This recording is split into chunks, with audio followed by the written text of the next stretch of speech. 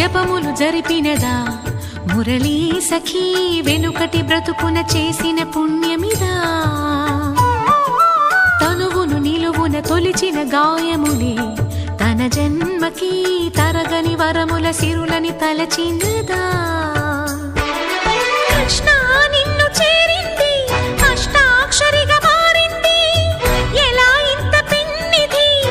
వెదురు తాను పొందింది వేణు మాధవాని సన్నిధి ఈ శ్వాసలో చేరితే గాలి